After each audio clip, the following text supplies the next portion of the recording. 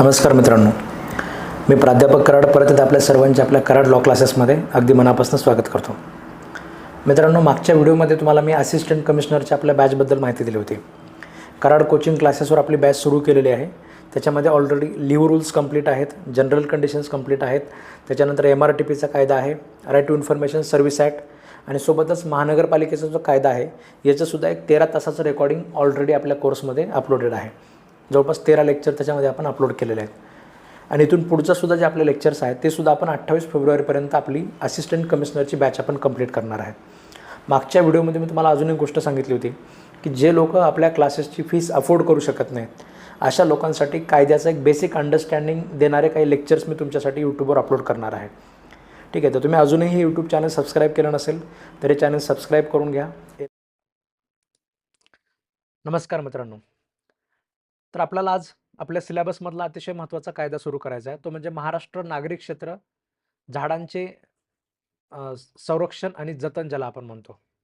ठीक आहे, अतिशय ज्याला आपण म्हणूया की एक महत्त्वाचा कायदा आहे. 1975चा हा कायदा आहे. आज आपलं हे पहिलं सेशन आहे. या पहिल्या सेशनमध्ये म्हणजे सेक्शन्सचं वगैरे काही कॉम्प्लिकेशन्स न घेता सरळ साध्या भाषेमध्ये आपण फक्त समजून घेणार आहोत की या कायद्याचा स्कोप केवढा आहे, हा कायदा काय आहे, कशासाठी आपल्याला हा कायदा बनवावा लागला. ठीक आहे, तुम्ही याचं इंग्रजीमध्ये नाव जर बघितलं तर Maharashtra urban areas protection and preservation of trees act 1975चा आपला हा कायदा आहे. आता या कायद्याची मुळात गरज का बसली, म्हणजे हा जो कायदा आहे म्हणजे आपण याच्यासाठी बनवला कशासाठी, ठीक आहे, हे आपल्याला सुरुवातीला आता बघायचं आहे. आता आपण जर बघितलं तर हा कायदा सरकारने माणसांसाठी नाही तर झाडांसाठी बनवलेला आहे.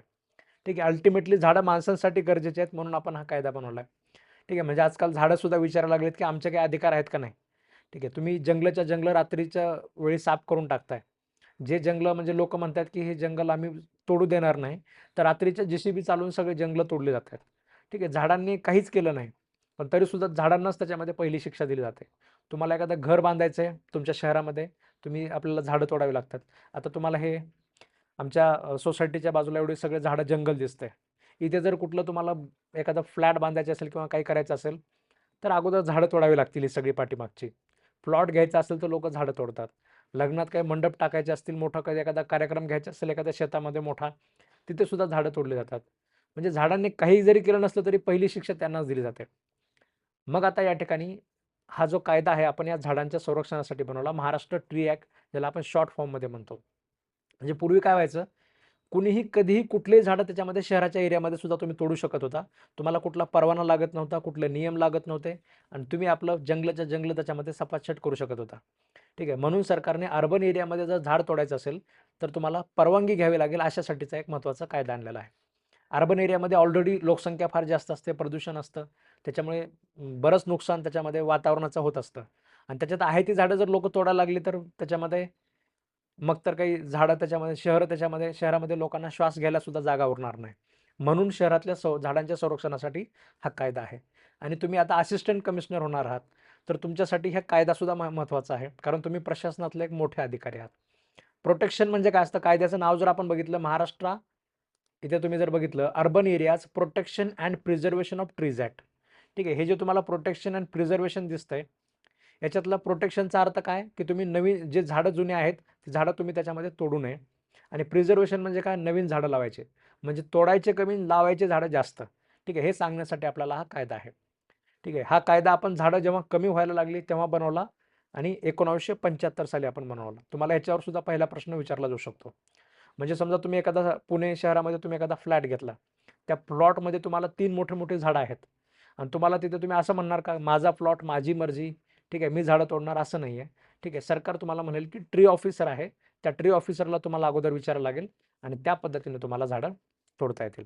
आता कुठल्याही कायद्याचं जर तुम्हाला सगळे सेक्शन जरी लक्षात ठेवायचे असतील, मी तुम्हाला सांगितलं मागे सुद्धा TCSचे पेपर जे असतात, TCSच्या पेपरमध्ये तुम्हाला कोणत्या चार्टमध्ये काय दिलेलं आहे, ठीक आहे, हे सुद्धा तुम्हाला विचारलं जाऊ शकतं. कोणत्या सेक्शनमध्ये काय दिलं हे सुद्धा विचारलं जाऊ शकतं. हे सेक्शन जर लक्षात ठेवायचे असतील तर आपल्याला अगोदर चॅप्टर समजावून घ्यावे लागतात. आता हा जो कायदा आहे म्हणजे असं समजा की नेटफ्लिक्सचे जे 8 चॅप्टर्स आहेत. ठीक आहे, जसं आपण एखादा सीझन बघतो, 8 सीझन, एखाद्या सीझनमध्ये 8 चॅप्टर्स असतात, तशा प्रकारच्या ह्या तुमच्या चॅप्टर्स आहेत. पहिला जो चॅप्टर आहे याच्यामध्ये कायद्याचं नाव आहे. ठीक आहे, म्हणजे जे आपण इथे बघितलं समजा, पहिल्या चॅप्टरमध्ये तुम्हाला फक्त short title, extent and commencement and definitions, ठीक आहे, म्हणजे कायद्याचं नाव, त्याच्यानंतर कायद्यामध्ये जे काही महत्त्वाच्या टर्मिनॉलॉजीज आहेत, ठीक आहे, त्याच्या व्याख्या वगैरे आपल्याला त्याच्यामध्ये दिल्या जातात, म्हणजे प्रारंभिक ज्याला आपण म्हणतो, ठीक आहे. ह्याच्यामध्ये महत्त्वाच्या जे तुमच्या व्याख्या वगैरे आहेत किंवा कायद्यातल्या कुठल्या शब्दाचा काय अर्थ लावायचा हे फक्त तुम्हाला त्याच्यामध्ये सांगितलं जातं. त्याच्यानंतर जर तुम्ही बघितलं, ठीक आहे, म्हणजे ट्री ॲक्ट म्हणजे नेमकं काय, अर्बन एरिया म्हणजे नेमकं काय, अशा काही महत्त्वाच्या डेफिनेशन आपल्याला याच्यामध्ये बघायला मिळतात. त्याच्यानंतर दुसरं जे आहे तर तुमची ट्री अथॉरिटी, हा चॅप्टर जर तुम्ही बघितला, वृक्ष प्राधिकरणाची स्थापना आणि कार्यपद्धती, ठीक आहे, हे तुमचं प्रकरण 2 आहे. म्हणजे तुम्ही नोट्समध्ये आपल्या त्याच्यामध्ये पहिल्यांदा फक्त हे चॅप्टर्स लिहून घ्यायचे. पहिलं प्रकरण 1, त्याच्यामध्ये काय काय दिले, प्रारंभिक सेक्शन 1 आणि सेक्शन 2. सेक्शन 1 मध्ये काय दिलेलं आहे, कायद्याचं नाव दिलेलं आहे. सेक्शन 2 मध्ये काय केलेलं आहे, महत्त्वाच्या व्याख्या दिलेल्या आहेत. त्याच्यानंतर प्रकरण 2 मध्ये सुद्धा 2च सेक्शन आहेत. प्रकरण 1 मध्ये 2 सेक्शन, प्रकरण 2 मध्ये 2 सेक्शन, तिसरा आणि चौथा सेक्शन, ठीक आहे. पहिल्या याच्यामध्ये काय केलंय, वृक्ष प्राधिकरणाची स्थापना सांगितलेली आहे. कुठलाही कायदा जर असेल, कुठल्याही कायद्यामध्ये काही इन्स्टिट्यूशन असेल, तर पहिल्यांदा त्याची स्थापना म्हणजे त्याच्यात कोण-कोण मेंबर असतील, ठीक आहे. ट्री ऑफिसर वगैरे त्याच्यामध्ये, म्हणजे ट्री अथॉरिटी जी आहे ती कशी बनते, त्याच्या मीटिंग्स कशा होतात, म्हणजे एक प्रकारे झाडांचं सरकार जे आहे, झाडांना संरक्षण देण्यासाठीचं सरकार तुम्हाला या दुसऱ्या चॅप्टरमध्ये बघायला मिळतंय. ठीक आहे. पहिला चॅप्टर काय, सेक्शन 1 आणि सेक्शन 2, ज्याला आपण म्हणतो प्रारंभिक किंवा ज्याला आपण इंग्रजी म्हणतो प्रिलिमिनरी. ठीक आहे. पहिला सेक्शन म्हणजे शॉर्ट टायटल, एक्सटेंड, कमेन्समेंट. हा कायदा कधीपासून लागू झाला, कायद्याचं नाव काय आहे आणि याच्यातल्या महत्त्वाच्या व्याख्या, कायद्यात कुठला शब्द आला तर त्याचा अर्थ कसा लावायचा, हे डेफिनेशन्समध्ये तुम्हाला सांगितलं जातं, जे इंग्लिशमध्ये आपल्याला संक्षिप्त नाव, व्याप्ती आणि प्रारंभ आणि व्याख्या. ठीक आहे. कधी कायद्याचा अभ्यास करत असताना दोन्ही लँग्वेजमध्ये जर तुम्ही अभ्यास केला कॉम्पिटिटिव्ह एक्झामिनेशनच्या विद्यार्थ्यांनी, तर एखाद्या वेळेस असं होतं की एखाद्या लँग्वेजमधला प्रश्न जर तुम्हाला समजला गेला तर दुसरीकडे दुसऱ्या लँग्वेजमध्ये बघून तो त्याचं उत्तर आपल्याला लक्षात येतं. त्यामुळे टर्मिनॉलॉजीज पण लक्षात ठेवत चला. वृक्ष प्राधिकरण म्हणजे काय, तर tree authority, establishment and procedure of the tree authority, आपल्याला ते या ठिकाणी या दुसऱ्या चॅप्टरमध्ये आपल्याला बघायला मिळतं. त्याच्यानंतर तिसरा जो चॅप्टर आहे, आता फक्त एक अथॉरिटी म्हणजे जरा वरच्या लेवलची ती इस्टॅब्लिश करून चालणार नाही. तुम्हाला काही अधिकारी सुद्धा लागतील हे सगळं कायद्याचं एन्फोर्समेंट करण्यासाठी. तिसरा चॅप्टर सुद्धा परत 2 सेक्शनचा. म्हणजे ही सिक्वेन्स जर तुम्ही लक्षात घेतली तर तुमच्या लक्षात येईल. हे 6 सेक्शनपर्यंत तुमच्या लक्षात राहून जाईल. पहिल्या चॅप्टरमध्ये 2 सेक्शन, दुसऱ्यामध्ये 2 सेक्शन, तिसऱ्यामध्ये 2 सेक्शन. पहिला चॅप्टर कधीही कुठल्याही कायद्याचा प्रारंभिक म्हणजे प्रिलिमिनरीच असतो. ठीक आहे. दुसरा चॅप्टर, आता कायद्यातली सगळ्यात महत्त्वाची गोष्ट कोणती आहे, असा जर तुम्ही विचार केला तुमच्या लक्षात येईल. एक महत्त्वाचे काहीतरी म्हणजे संघटना लागेल करण्यासाठी किंवा एक महत्त्वाचं प्राधिकरण लागेल, म्हणजेच वृक्ष प्राधिकरणासाठी त्याच्यामध्ये हा कायदा आहे. आणि अजून जरी समजा तुम्ही दुसरी गोष्ट बघितली, कायदा ॲक्चुअल इम्प्लिमेंट करणारे ग्राउंड लेव्हलचे जे अधिकारी असतात, ते तुम्हाला सहसा तिसऱ्या चॅप्टरमध्ये, त्याच्यानंतरच्या चॅप्टरमध्ये दिलेले असतात. ते तुम्हाला या ठिकाणी प्रकरण 3 मध्ये दिलेलं आहे, अधिकारी आणि कर्मचारी. ठीक आहे. फक्त अथॉरिटी ह्या सगळ्या गोष्टी करू शकत नाही. अथॉरिटीवर कंट्रोल म्हणजे ह्या अधिकाऱ्यांवर कंट्रोल कोणाचा असेल, वरच्या अथॉरिटीचा असेल. पण हे करण्यासाठी ग्राउंड लेवलला करण्यासाठी वृक्ष अधिकारीच त्याच्यामध्ये लागतील. मग वृक्ष अधिकारी, ट्री ऑफिसरची नेमणूक त्याच्यामध्ये कोण करतं, हे आपल्याला सेक्शन 5 मध्ये दिलेलं आहे. आणि इतर अधिकाऱ्यांची व कर्मचाऱ्यांची नेमणूक, बाकीचे जे समजा काही अधिकारी लागतील त्यांची नेमणूक वगैरे आपल्याला पुढच्या 6व्या सेक्शनमध्ये आपल्याला दिलेली आहे. ठीक आहे. आता हे झाले ट्री ऑफिसर्स. त्याच्यानंतर जो आहे पुढचा म्हणजे duties of tree authorities. Duties of tree tree authorities म्हणजे काय, यांचं महत्त्वाचं काम काय असतं, किंवा झाडं मोजणे, शहरामध्ये कुठल्या ठिकाणी किती झाडं आहेत, ठीक आहे, हे अशा प्रकारचे कामं करतात. झाडांना काही नंबर वगैरे देणं, म्हणजे एक प्रकारे झाडांची जनगणना केली जाते.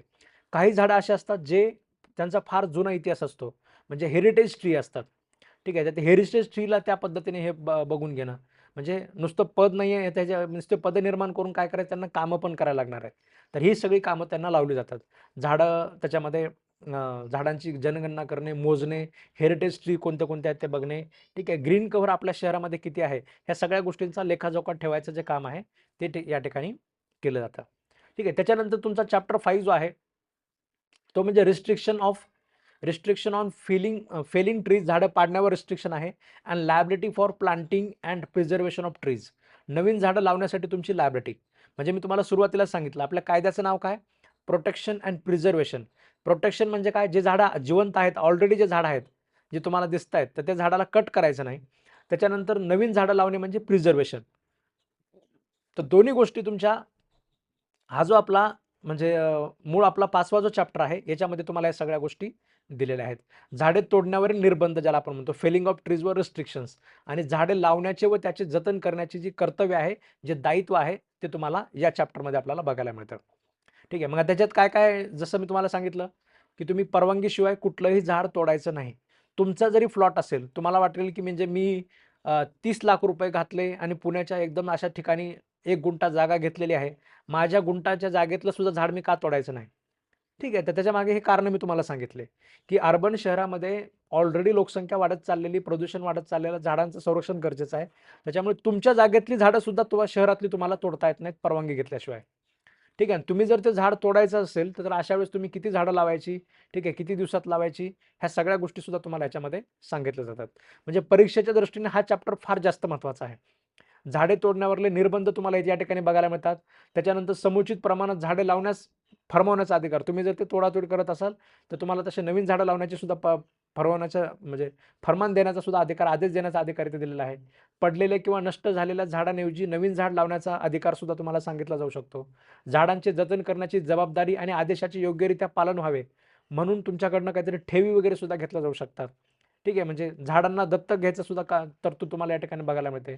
वृक्षारोपणाच्या आदेशाचे पालन करण्यात तुम्ही जर काही कसूर ठेवली, तर तुम्ही तुमची जी ठेव तुम्ही सरकारकडे जमा ठेवलेली आहे, ती जप्त करणे, त्याच्यातला खर्च वसूल करणे, ह्या सगळ्या प्रकारच्या गोष्टी सुद्धा केल्या जाऊ शकतात. आणि शेवटी जिथे कुठे नागरिकांवर कुठेतरी काहीतरी ॲक्शन घ्यावी लागते. मग मला जर वाटत असेल माझ्यावर अन्याय झाला, चुकून माझ्यावर काहीतरी मी काही केलं नसताना माझ्यावर असं काहीतरी झालं, तर अशा वेळेस मग मी कुठे अपील करायचं? तो अपील करण्याचा अधिकार सुद्धा अशाच चॅप्टरमध्ये सोबतच तुम्हाला इथे सेक्शन 14 मध्ये आपल्याला दिलेला आहे. ठीक आहे. त्याच्यानंतर प्रकरण 6 जे आहे, प्रकरण 6 मध्ये वित्त व्यवस्था, अर्थसंकल्प आणि लेखे. ठीक आहे. वृक्ष प्राधिकरण आता म्हणजे पैशाशिवाय काय चालणार आहे? काहीतरी पैसा पाहिजे ते सगळं चालण्यासाठी. म्हणजे तुम्हाला वृक्ष प्राधिकरण हे केलं, सगळं अधिकारी वगैरे हे केले, पण पैसाच नसेल तर हे सगळे लोकं व्यवस्थित काम करणार नाहीत किंवा हे सगळं करण्यासाठी जो खर्च लागतो, तर ते वृक्ष प्राधिकरणाचा निधी, फंड, बजेट, ऑडिट ह्या सगळ्या प्रकारच्या ज्या गोष्टी आहेत, ह्या तुम्हाला फायनान्समध्ये किंवा ह्या वित्त व्यवस्था, अर्थसंकल्प आणि लेखे या चॅप्टरमध्ये आपल्याला बघायला मिळतात. वृक्ष प्राधिकरणाचा निधी, त्याचा अर्थसंकल्प म्हणजे हे सगळं मोजण्यासाठी, हे करण्यासाठी सुद्धा पैसा लागतो. तर ते अर्थसंकल्प आणि लेखे आणि लेखापरीक्षा म्हणजे ह्या सगळ्यांचा ऑडिट, खर्चाचा सगळा हिशोब. शेवटी जिथे कुठे शासनाच्या काही संस्थेमध्ये हिशोब असतो म्हणजे पैसा असतो, तिथे हिशोब पण करावा लागतो. ते तुम्हाला 15, 16, 17 मध्ये आपल्याला दिलेलं आहे. ठीक आहे. त्याच्यानंतर वृक्ष उपकर बसविणे आणि त्याची वसुली. ठीक आहे. म्हणजे तुमच्या टॅक्समधनं शेवटी झाडांना सुद्धा काहीतरी पैसे मिळायला पाहिजेत. म्हणजे झाडांचं जर समजा संरक्षण करायचं असेल, तर शहरांना सुद्धा तो अधिकार मिळाला पाहिजे. तसं महानगरपालिकेच्या कायद्यामध्ये पण हे अधिकार तुम्हाला दिलेले आहेत, उपकर वगैरे लावायचे. पण इनडायरेक्ट तुमच्याकडनं प्लांटेशन, इनडायरेक्ट प्लांटेशन म्हणजे तुम्ही ॲक्चुअली जाऊन झाड लावताय का नाहीये, पण तुमच्याकडनं कर बसवला जाईल तुमच्या कोणत्या ह्याच्या गोष्टींवर आणि ते कर बसून त्या कराचा पैसा जो आहे, तो झाडांना वाचवण्यासाठी त्याच्यामध्ये वापरला जाईल. तर हे उपकर बसवण्याचं जे प्रकरण आहे, प्रकरण 7 सेक्शन 18 मध्ये आपल्याला हे दिलेलं आहे किंवा कलम 18 मध्ये आपल्याला हे दिलेलं आहे. आणि शेवटी आपला एंडचा जो चॅप्टर आहे Netflixच्या आपल्या सीरीजचा, सगळ्यात कोणत्याही कायद्यामध्ये शेवटी हा चॅप्टर असाच असतो संकीर्ण. म्हणजे राहिलं-सुरलं जे काही आहे, हे सगळं तुमचं ह्या शेवटच्या चॅप्टरमध्ये या ठिकाणी क्लब केलं जातं. ठीक आहे. क्लब केलं जातं म्हणजे ह्याच्यामध्ये मिसलेनियसमध्ये तुमच्या पेनल्टीज तुम्हाला लावल्या जातील. आता एवढं सगळं सांगितलं तुम्ही हे असं करा, तुमच्या प्लॉटमध्ये माझं प्लॉट मेरी मर्जी म्हणून झाडं तोडू नका. ठीक आहे. एवढं सगळं करून जर तुम्ही केलंच त्याच्यामध्ये, ठीक आहे. तुम्हाला सांगितलं झाड तुम्हाला तोडायचे असं-असं करून नवीन झाडं लावा. तुमच्यावर काही पेनल्टी बसवली. हे सगळं करून सुद्धा तुम्ही जर ऐकतच नसाल, तर अशा वेळेस तुम्ही काहीतरी गुन्हा केलेला आहे. तुम्हाला ऑफेन्स पण असला पाहिजे. त्याच्यानंतर तुम्ही जर ऑफेन्सचा गुन्हा केला तर तुम्हाला शिक्षा पण असली पाहिजे. सोबतच काहीतरी आता बऱ्याच वेळेस असं असतं म्हणजे बऱ्याच वेळेस असं असतं, की तुम्ही ज्याला आपण म्हणूया, की सगळ्याच गोष्टी कायद्यामध्ये सांगता येत नसतात. समजा पुणे स्पेसिफिक आहे. पुण्यामध्ये काहीतरी वेगळे प्रॉब्लेम असू शकतात झाडांच्या बाबतीत. ठीक आहे. वेगळ्या कारणासाठी झाडं तोड असू शकते. मुंबईसारख्या ठिकाणी वेगळी परिस्थिती असू शकते. मग त्या एरियामध्ये सुद्धा काहीतरी नियम करण्याचा अधिकार जो आहे, तो सुद्धा लोकल अथॉरिटीमध्ये त्याच्यामध्ये दिला पाहिजे. तर ते देण्याचं काम सुद्धा या ठिकाणी याच कायद्यामध्ये आपण केलेलं आपल्याला बघायला मिळतं. ठीक आहे. म्हणजे हे सगळे अशा प्रकारचे आपले चॅप्टर्स आहेत. ठीक आहे. म्हणजे तुम्ही याला पी-टी-ओ-डी, एफ-टी-एम असं जर तुम्ही लक्षात ठेवलं, तर एक मेमरी ट्रिक म्हणून पहिला चॅप्टर पी फॉर प्रिलिमिनरी, दुसरं टी फॉर ट्री अथॉरिटी, ठीक आहे. O for officers, D for duty, ठीक आहे. त्याच्यानंतर R for restrictions, F for finance, T for म्हणजे सेस, उपकर म्हणजे सेस ज्याला आपण म्हणतो आणि एम फॉर मिसलेनियस असं पी-टी-ओ-डी त्याच्यानंतर आर-एफ-टी-एम, पी-टी-ओ-डी, आर-एफ-टी-एम, पी-टी-ओ-डी, आर-एफ-टी-एम असं जर तुम्ही लक्षात ठेवलं सगळेच्या सगळे चॅप्टर तुमच्या लक्षात राहतात. कायदे आपल्याला दिसायला मोठे दिसतात, कसे चॅप्टर लक्षात ठेवायचे, कसे सेक्शन लक्षात ठेवायचे, असे प्रश्न तुमच्या मनामध्ये उपस्थित होऊ शकतात. पण विश्वास ठेवा, अजून पुढचे 1-2 आपण आता, हे आपलं एक जनरल लेक्चर झालं.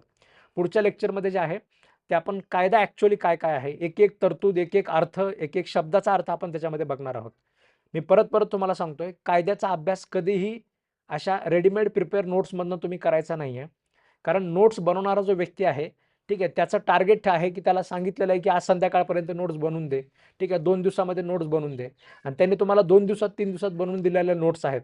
ठीक आहे, तोही माणूसच आहे. तर सगळ्या गोष्टी त्याच्यामध्ये कव्हर होत नाहीत.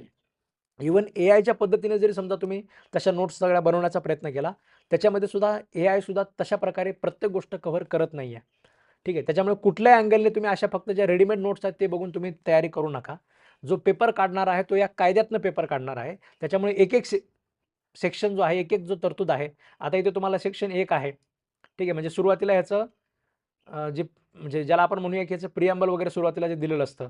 झाडे तोडण्याचे नियम करून राज्याच्या नागरी क्षेत्रातील झाडे जतन करण्यासाठी अधिक चांगली तरतूद करण्याकरिता त्या क्षेत्रात समुचित प्रमाणात नवीन झाडे लावण्याची तरतूद करण्याकरिता हा अधिनियम आपण बनवलेला आहे. ठीक आहे, नागरिकीकरण, औद्योगिकीकरण याच्या वाढत्या गतीमुळे महाराष्ट्र राज्याच्या नागरी क्षेत्रात झाडांची मोठ्या प्रमाणावर बेछूट तोड करण्यात येत आहे. ठीक आहे, त्याच्यानंतर ज्या अर्थी झाडे तोडण्याचे नियम करून राज्याच्या नागरी क्षेत्रातील झाडांचे संरक्षण जतन करण्यासाठी अधिक चांगली तरतूद करणे व त्या क्षेत्रात समुचित प्रमाणात नवीन झाडे लावण्याची तरतूद करणे याच्याशी संबंधित बाबींची तरतूद करणे इष्ट आहे. त्या अर्थी भारतीय गणराज्याच्या 26व्या वर्षी म्हणजे आम्ही हा कायदा त्याच्यामध्ये आम्ही पारित करत आहोत. याच्यावर सुद्धा जर आपल्याला प्रश्न विचारला जाऊ शकतो. म्हणजे अगदी सुरुवातीपासून शेवटपर्यंत जो बेर ॲक्ट आपला आहे, जे हे पी-डी-एफ तुम्हाला दिसतंय, याचीच तयारी तुम्हाला त्याच्यामध्ये करायची आहे. तरच आपण परीक्षेमध्ये आउट ऑफ मार्क आपण मिळवू शकतो. तुम्ही बाकी कुठल्याही जनरल पोर्शनमध्ये आउट ऑफ मार्क मिळवू शकत नाही. पण कायद्यामध्ये ठीक आहे, कुठलीही एक्झाम असू द्या, घेणारी अथॉरिटी टी-सी-एस असू द्या, आय-बी-पी-एस असू द्या, एम-पी-एस-सी असू द्या, आपण आउट ऑफ मार्क मिळवू शकतो जर तुम्ही अशा पद्धतीने अभ्यास केला तर. ठीक आहे, आज आपण फक्त एक ओळख कायद्याची आपण करून घेतलेली आहे. उद्या आपण वन बाय वन त्याच्यामध्ये एक शब्द ते शब्द आपण त्याच्यामध्ये उद्यापासून आपल्या बाकीच्या लेक्चर्समध्ये आपण बघणार आहोत. ठीक आहे, धन्यवाद मित्रांनो.